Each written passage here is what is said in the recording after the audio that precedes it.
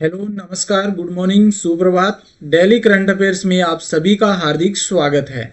और आज है 23 जनवरी और 23 जनवरी को हम मनाते हैं नेताजी सुभाष चंद्र बोस की जयंती। तो आप सभी देशवासियों को नेताजी सुभाष चंद्र बोस की जयंती की हार्दिक शुभकामनाएं। इन्होंने कहा कि संघर्ष ने मुझे मनुष्य बनाया, संघर्ष ने मुझे मनुष्य बनाया, मुझ में आत्मविश्वास उत्पन्न हुआ।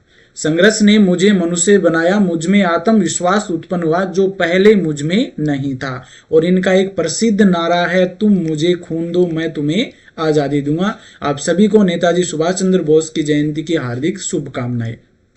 तो आज इस वीडियो के अंतर्गत हम 23 जनवरी 2022 का करंट अफेयर्स डिस्कस करेंगे, जिसकी हेडलाइंस है राष्ट्रीय युद्ध स्मारक, नेल मंगला को वाटर पॉजिटिव प्रमाण पत्र, सुभाष चंद्र बोस की प्रतिमा, दूसरे विश्व युद्ध के विमान की खोज। सुभाष चंद्र बोस जयंती, 5 नए बाघ अभ्यारण्य, जंगल सत्याग्रह पर संग्रहालय घोषित, पूर्व फुटबॉलर सुभाष भौमिक का निधन। ये है आज की हेडलाइंस। तो आइए शुरू करते हैं। राष्ट्रीय युद्ध स्मारक ज्योति में विलीन होगी अमर जवान ज्योति।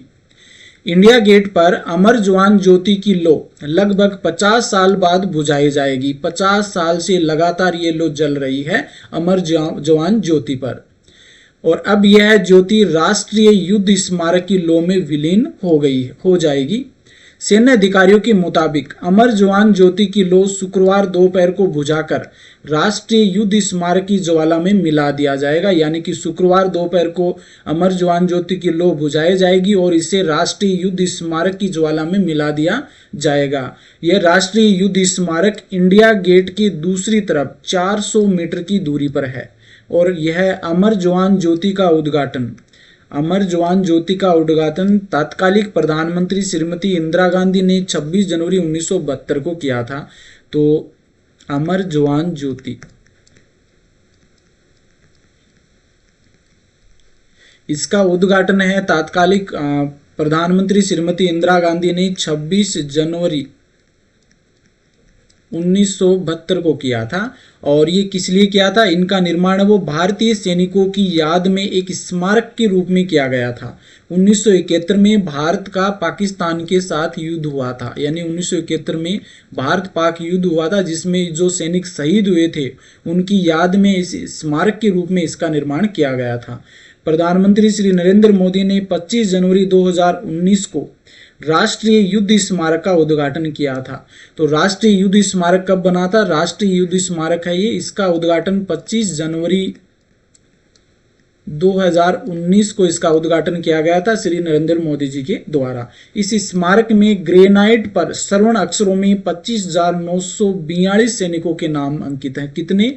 25,942 सैनिकों के नाम हैं। जो सैनिक शहीद हो चुके हैं उनके नाम इस पर अंकित हैं। नेक्स्ट है नेल मंगला को वाटर पॉजिटिव होने का प्रमाण पत्र। नेल मंगला को वाटर पॉजिटिव होने का प्रमाण पत्र। हाल ही में एक प्रौद्योगिकी कंपनी ABB को कर्नाटक में अपनी नेल मंगला इकाई के लिए ऊर्जा और संसाधन संस्थान से वाटर पॉजिटिव का प्रमाण पत्र मिला है। कंपनी को यह प्रमाण पत्र अपनी नेल मंगला इकाई 1.24 यानी कि 1.24 के वाटर पॉजिटिव सूचकांक को बनाए रखने के लिए मिला है। किस लिए मिला नेल मंगला इकाई को वाटर पॉजिटिव प्रमाण पत्र? इन्होंने 1.24 के वाटर पॉजिटिव सूचकांक को बनाए रखने के लिए इन्हें यह प्रमाण पत्र दिया गया है।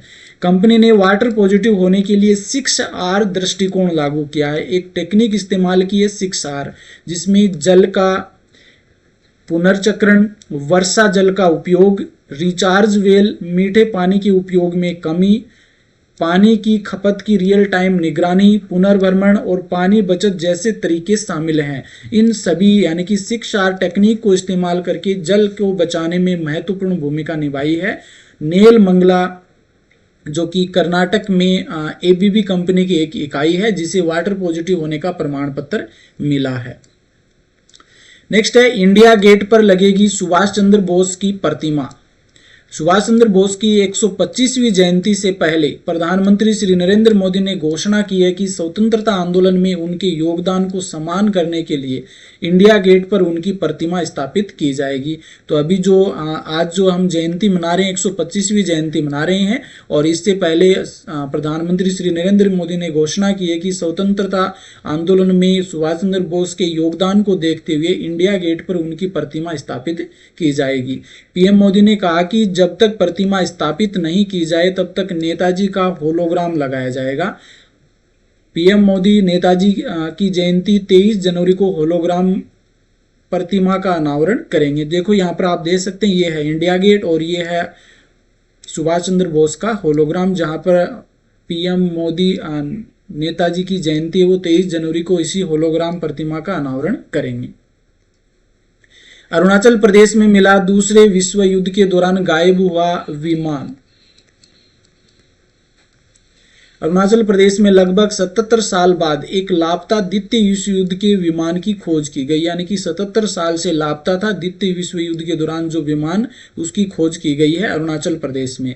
इंटरनेशनल न्यूज एजेंसी की रिपोर्ट के मुताबिक C-46 परिवहन विमान में दक्षिणी चीन कुनमिंग से 13 लोग सवार थे।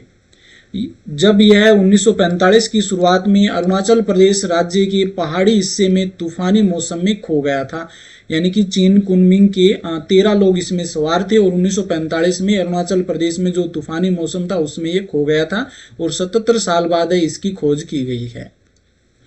एशिया मिनिस्ट्रियल कॉन्फ्रेंस की अध्यक्षता पर्यावरण मंत्री भूपेंद्र यादव ने की। चौथी एशिया मिनिस्ट्रियल कॉन्फ्रेंस के दौरान पर्यावरण मंत्री भूपेंद्र यादव ने कहा है कि ग्लोबल टाइगर रिकवरी प्रोग्राम और बाघ संरक्षण के प्रति बाघों की संख्या दोगुनी करने का लक्ष्य 4 साल पहले ही हासिल कर लिया गया है। अब सरकार शेर, डॉल्फिन, तेंदुए और स्नो तेंदुए आदि पर भी ऐसा ही मॉडल लागू करने पर विचार की गई है। तो इन्होंने कहा कि ग्लोबल टाइगर रिकवरी प्रोग्राम और बाघ संरक्षण के प्रति जो बाघों की संख्या दोगुनी करने का जो लक्ष्य रखा गया था वो 4 साल पहले ही हासिल कर लिया है। अब आगे शेर, डॉल्फिन, तेंदुए, स्नो तेंदुए, इन पर भी ऐसा ही मॉडल लागू करने पर विचार कर रही है। नेक्स्ट है नुसंतारा बनी इंडोनेशिया की नई राजधानी। हाल ही में इंडोनेशिया की सरकार ने जकार्ता को हटाकर के नुसंतारा को देश की नई राजधानी बनाने का ऐलान किया है। इसका कारण बताया गया कि जकार्ता बेहद घनी आबादी वाला शहर हो चुका है, इससे वहां मूलभूत सुविधा पर जरूरत से ज़्यादा बोझ पड़ रहा है और यह कदम क्लाइमेट चेंज से आने वाली मुश्किलों को कम करने के लिए उठाया गया है। तो इंडोनेशिया की राजधानी पहले जकार्ता थी और अब इंडोनेशिया ने नुसंतारा को नई राजधानी बनाने का विचार किया है। वर्ष 1949 में आज़ादी के बाद से जकार्ता ही इंडोनेशिया की राजधानी थी। वैसे इससे पहले भी कई देशों ने अपनी राजधानी बदली है, यानी कि 1949 में जब आज़ाद हुआ था इंडोनेशिया, उस समय राजधानी जकार्ता ही थी और अब जो राजधानी रहेगी वो नुसंतारा रहेगी। इससे पहले भी कई जो देश हैं उन्होंने अपनी राजधानी बदली है। ब्राज़ील की राजधानी रियो डी जेनेरियो थी और अब कौन सी है? ब्राजीलिया है। नाइजीरिया की राजधानी पहले लागोस थी और अब अबूजा है। कजाकिस्तान की राजधानी अलमाती थी और अब कौन सी है? नूर सुल्तान है। म्यांमार की राजधानी रंगून थी जो अब है नेपिदा। तो ये हमें ध्यान में रखना कि इंडोनेशिया की राजधानी चेंज हो गई है, नुसंतारा को बनाया गया है। नेक्स्ट है नेताजी सुभाष चंद्र बोस की जयंती 23 जनवरी 2022। तो ये हमने पहले भी बात कर ली है। 23 जनवरी 2022 को आती है नेताजी सुभाष चंद्र बोस की जयंती, जो कि हम प्रतिवर्ष मनाते हैं। महान स्वतंत्रता सेनानी नेताजी सुभाष चंद्र बोस की याद में उनकी जयंती पर हर साल 23 जनवरी को पराक्रम दिवस के रूप में मनाते हैं। देखो ये क्वेश्चन कई बार पूछ लिया जाता है, पराक्रम दिवस है वो किसकी याद में मनाया जाता है? तो नेताजी सुभाष चंद्र बोस की जयंती 23 जनवरी को आती है, उसी दिन पराक्रम दिवस के रूप में मनाते हैं। इस वर्ष 2022 में सुभाष चंद्र बोस की 125वीं जयंती मनाई जा रही है। नेताजी सुभाष चंद्र बोस का जन्म 23 जनवरी 1897 को उड़ीसा बंगाल डिवीजन के कटक में हुआ था। बोस के पिता का नाम जानकी नाथ बोस था तथा माता का नाम प्रभावती था। तो सुभाष चंद्र बोस जी का जन्म है वो 23 जनवरी 1897 को हुआ था। इनके पिता का नाम जानकी नाथ और माता का नाम प्रभावती है। और इस बार हम 125वीं जयंती मना रहे हैं। ये क्वेश्चन पूछा जा सकता है कि 23 जनवरी 2022 को नेताजी सुभाष चंद्र बोस की कौन सी जयंती मना रहे हैं? 125वीं जयंती मना रहे हैं। और इनका प्रसिद्ध नारा है कि तुम मुझे खून दो मैं तुम्हें आज़ादी दूंगा। और इन्होंने आज़ाद हिंद फौज के संस्थापक, महान क्रांतिकारी रहे हैं और आजाद हिंद फौज के संस्थापक माने जाते हैं नेताजी सुभाष चंद्र बोस। नेक्स्ट है 5 नए बाघ अभ्यारण्य टाइगर रिजर्व बनेंगे। देश में बढ़ती बाघों की तादाद को देखते हुए केंद्र सरकार ने इसी साल 5 और बाघ अभ्यारण्य का ऐलान करने वाली है। इसके साथ ही देश में कुल 56 टाइगर रिजर्व हो जाएंगे, यानी 5 रिजर्व और बनेंगे। इसके साथ में टोटल 56 टाइगर रिजर्व हो जाएंगे। सरकार ने 3 नए क्षेत्रों को टाइगर रिजर्व का दर्जा देने की मंजूरी दी है और 2 अन्य के लिए सैद्धांतिक मंजूरी दे चुकी है।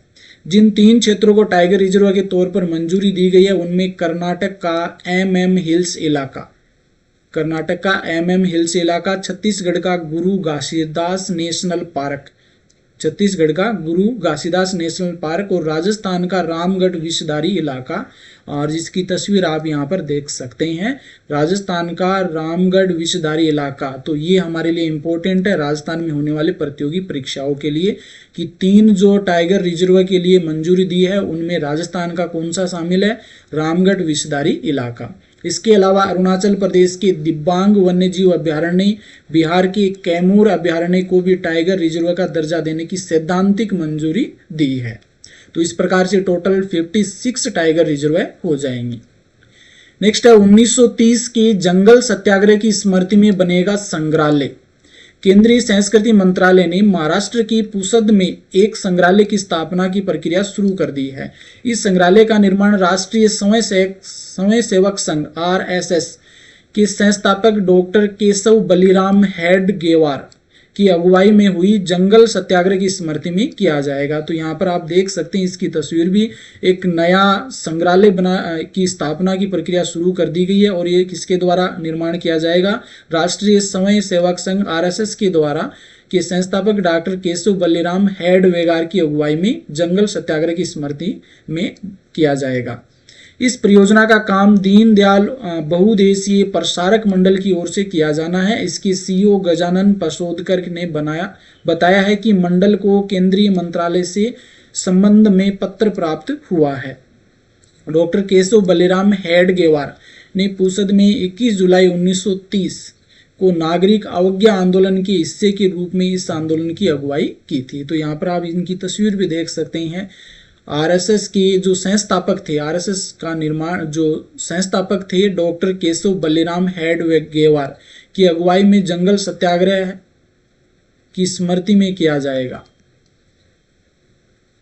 और महाराष्ट्र की पुसद में एक संग्रहालय की स्थापना की जा रही है, वो किसके ऊपर होगा? जंगल सत्याग्रह की स्मृति में बनाया जाएगा। और डॉक्टर केशव बलिराम हेडगेवार ने पुसद में 21 जुलाई 1930 को नागरिक अवज्ञा आंदोलन के हिस्से के रूप में इस आंदोलन की अगुवाई की थी। भारत के पूर्व दिग्गज फुटबॉलर सुभाष भौमिक का निधन। भारत के पूर्व दिग्गज फुटबॉलर और मशहूर कोच सुभाष भौमिक का एक लंबी बीमारी के बाद शनिवार को 72 वर्ष की उम्र में निधन हो गया है। पूर्व भारतीय मिडफील्डर सुभाष भौमिक 1970 में एशियाई खेलों में कांस्य पदक जीतने वाले टीम के सदस्य थे।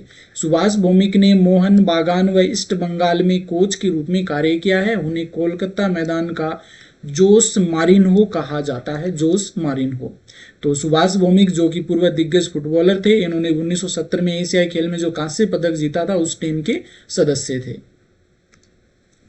SK वेधशाला प्रोजेक्ट में स्विट्जरलैंड शामिल। हाल ही में Switzerland SK square kilometre array वेधशाला प्रोजेक्ट में शामिल हुआ है। इसके साथ ही यह वेधशाला के अंतर सरकारी संस्थापक राष्ट्रों में शामिल होने वाला 8वां देश बन गया है। कौन सा देश? 8वां देश। यह संस्थापक देश ऑस्ट्रेलिया और दक्षिण अफ्रीका में बनने वाली SKAO square kilometre array observatory के निर्माण में सहयोग करेंगे। SKAO दुनिया के सबसे बड़े रेडियो टेलीस्कोप के निर्माण की एक परियोजना है। ये रेडियो टेलीस्कोप ब्रह्मांड में अदृश्य गैसों का पता लगा सकते हैं।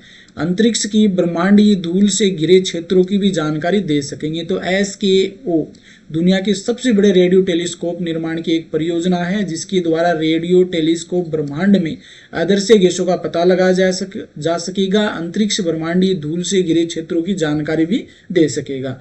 इस टेलीस्कोप के संचालन, रख रखाव और निर्माण की देखरेख SKO द्वारा की जाएगी। SKO के निर्माण की अनुमानित लागत लगभग 2 बिलियन यूरो है।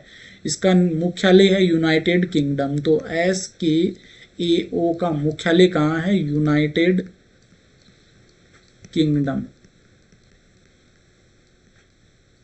SKO के 3 मेजबान देश यूनाइटेड किंगडम, ऑस्ट्रेलिया और दक्षिण अफ्रीका हैं, जबकि संस्थापक देशों में इटली, नीदरलैंड, पुर्तगाल, फ्रांस, चीन, स्विट्जरलैंड, इस प्रकार से टोटल 8 देश हैं। तो SK वेधशाला प्रोजेक्ट में स्विट्जरलैंड भी शामिल हो गया है। तो इस प्रकार से ये थे आज के करंट अफेयर्स, यानी कि 23 जनवरी के करंट अफेयर्स। यदि आपको वीडियो अच्छा लगा है तो लाइक कीजिए, अधिक से अधिक शेयर कीजिए, चैनल को सब्सक्राइब कर लीजिए। और हमने आज से हमारे चैनल का नाम वो परिवर्तित कर लिया है, SK क्लासेज नाम है वो किया गया है। तो आप अधिक से अधिक इसे शेयर कीजिए ताकि जितने भी जरूरतमंद स्टूडेंट्स हैं उनको लाभ मिल सके। धन्यवाद।